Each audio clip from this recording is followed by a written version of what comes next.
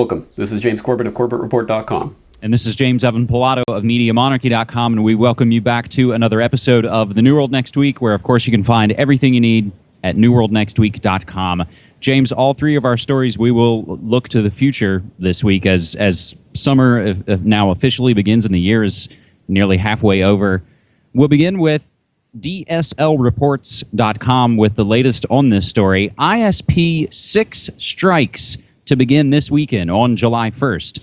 Last summer, major ISPs, including Comcast, AT&T, Verizon, and Cablevision, signed off on a new plan by the RIAA and the MPAA taking aim at copyright infringers on their networks. According to the plan, after 4 warnings, ISPs are to begin taking mitigation measures, which range from throttling a user connection to filtering access to websites until users acknowledge receipt of educational material. As you might expect, that educational material chapter on fair use rights likely won't exist. The plan, as with most plans of this type, was hashed out privately with the government's help, but with no consumer or independent expert insight. As a result, groups like the EFF say the plan has massive problems like relying on the IP address as proof of guilt, placing the burden of proof on the consumer while forcing users to pay a $35 fee if you'd like to try and protest your innocence. While it's taken some time, it now appears that the project is poised to officially begin July 1st. According to RIAA boss Carrie Sherman, most of the involved ISPs are ready to implement their piracy counterattack this weekend, though different ISPs will again take different approaches in handling repeat offenders. Granted, the lion's share of pirates will simply VPNs and proxies, with the end result being no real dent on piracy, but even higher broadband rates as ISPs pass on the cost of these countermeasures to all consumers, pirates or not. Now, the Carrie Sherman quote goes back to a CNET News article. RIA chief notes ISPs to start policing copyright on July 1st. James? Well, at least three interesting aspects from this story to pick up on. The first being that this goes further into hardwiring into law the precept that you are personally criminally responsible for everything downloaded via an IP address that you own, which has all sorts of tricky legal ramifications, and I think is something that people should be questioning. Secondly, as that article points out, pirates are just going to use VPNs and proxies, so this does absolutely nothing at base to actually get to the root of the problem, assuming it is a problem, and assuming intellectual property is not just some figment of the RIAA's collective imagination that they are trying to enforce through the big stick of big government. But thirdly, I think the most important thing for people out there to keep in mind is when you give your money to a Comcast or whatever ISP,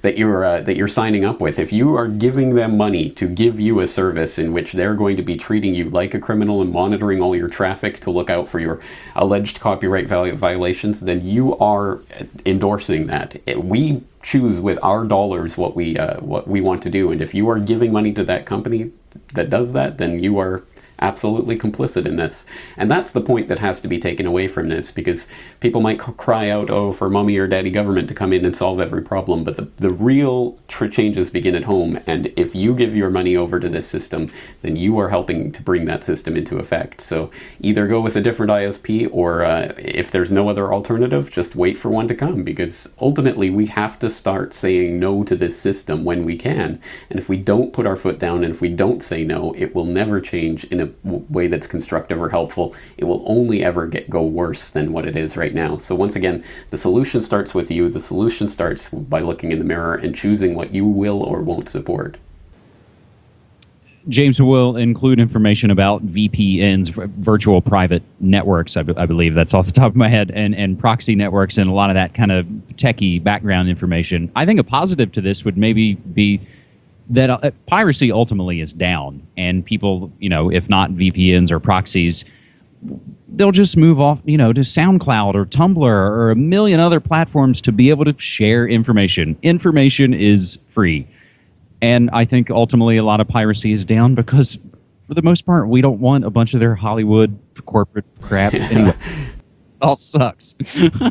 Now, James, I think you said IPS. We've got a lot of acronyms on this episode. So on our second story this week, we'll move to New Zealand, and we'll take it from stuff.co.nz as well as Fairfax New Zealand News. New Zealand sex offenders to be tracked by satellite. Tracking high-risk sex offenders in real time using satellite technology will give peace of mind to the public, Corrections Minister Anne Tolley says. The 24-hour Global Positioning System, GPS, will be rolled out from August in time to keep tabs on serial sex offender Stuart Murray Wilson, known as the Beast of Blenheim. Real-time monitoring using ankle bracelets will track the movements of offenders in the community. Correction staff will be alerted and could intervene if offenders strayed into exclusion zones, such as parks, schools, and other specific locations if they break curfew.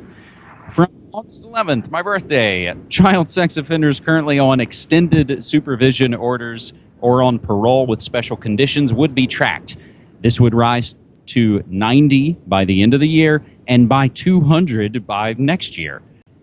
Tolley said the tracking would cost $750,000 in the first year, and I'm not sure if that means total or for every individual person they're going to track.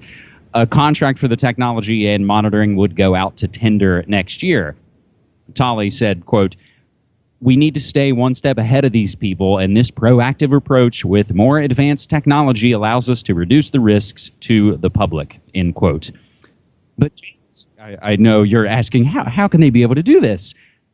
The government won't need to introduce any new laws. Existing legislation already allows corrections to use GPS to monitor an offender's whereabouts if the parole board, a sentencing judge, imposes a special condition. James, we can grab a couple of related flashbacks because this, I think, falls under that category of, hey, that kind of sounds like a good idea. HIV/AIDS patients in Papua may be tracked with microchips or GPS tracking in monitoring dementia or Alzheimer's patients, those going back to 2008 and 2009. The slippery slope, James.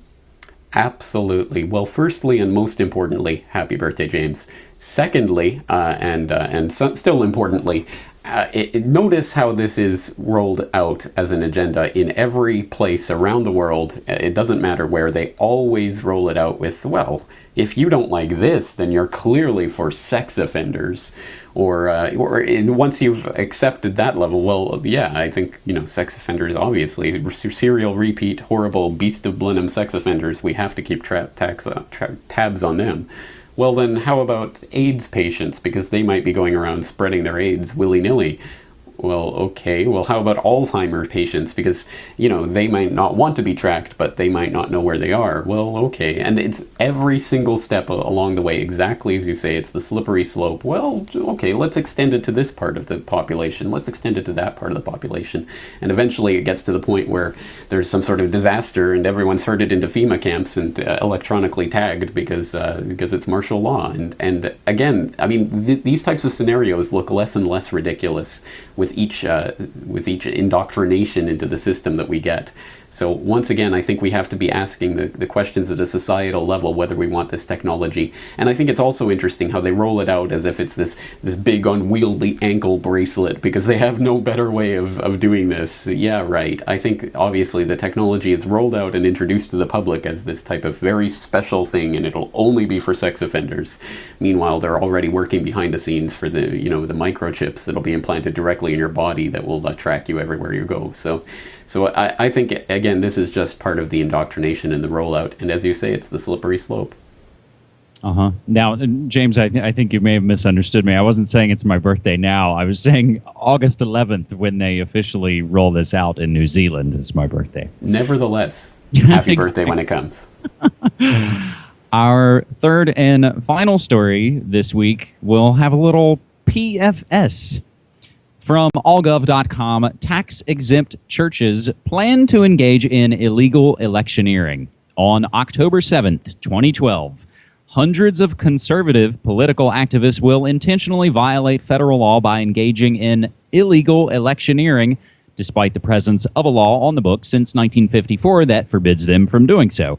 They believe, apparently correctly, that the mere fact that they are religious clerics will prevent them from being prosecuted despite the fact that they intend to provide the government with documentary evidence of their lawbreaking. Welcome to Pulpit Freedom Sunday, a political movement first organized in 2008 by the Conservative Alliance Defense Fund to oppose the candidacy of Barack Obama.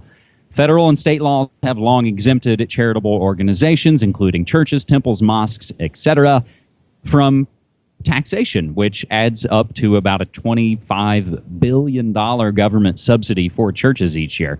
In exchange, charities are prohibited from participating in political campaigns either for or against candidates for public office, although they may advocate positions on public issues. In 2008, 33 pastors participated by urging their congregants from the pulpit to vote against Obama. By 2011, the number participating had grown to 539, and organizers hope to break 1,000 this selection year. In closing from this article, which I again implore on all of these levels to go check these things out. We'll provide the links for you to go read it yourself and do more research and make up your own mind. Although the pastors participating contend that theirs is a constitutional issue involving both their free exercise of religion and their free speech rights, other religious leaders argue that the issue is really about the true Lord and Savior, money. Some pastors feel they must politic from the pulpit. They should play by the rules and give up their tax exemptions. More from Reuters and Patheos on this story, James. Well, this is interesting, isn't it? It's, of course, an extension of the whole bait and switch, which the government has pulled over the past century or so, where, yeah, of course you can be tax exempt. Just sign these forms and we'll register you. And, oh, by the way, you have no free speech. So obviously it's been a colossal trick that's been played. And unfortunately, so many people have bought into it and played along with it and gone along with it. It's good to see people exercising their free speech en masse in a way that will be absolutely in the face of the authorities, and they won't be able to do anything about it because they won't risk cracking down on all these pastors and people, which is, I mean, it's good. People should exercise their free speech and they should say whatever they think. And if they believe Romney 2012 or Obama or Obamney or whichever puppet is going to be the savior, well, go ahead and say that at your pulpit. And I think that free speech on the whole is something that, as a society, Americans should not be afraid of and should be willing to stand up and fight for. So the whole tax-exempt issue is something else entirely, but certainly in terms of free speech, people got to stand up and speak out on issues that they believe in, and that's why they can't buy into these bait and switch schemes to be registered by the government in order to claim things that they've always had. It's always been the privilege. Why would they have to register in order to get this? And I think in that way, all of these stories kind of all really connect.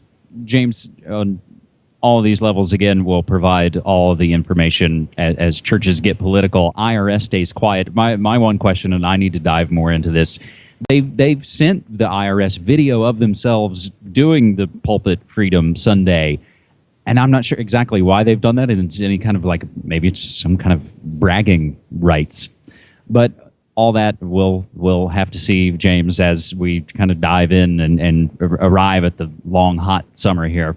So in closing, we'll invite folks again to join us for Food World Order coverage on Corbett Report Radio, James. And I just want to let people know about a story that's breaking as we record this on Wednesday evening in the U.S. New record levels of radiation detected at Fukushima Reactor 1. So I'm going to be covering that on FukushimaUpdate.com. People can stay tuned for that. All right, man. Thanks so much. Take care. Take care.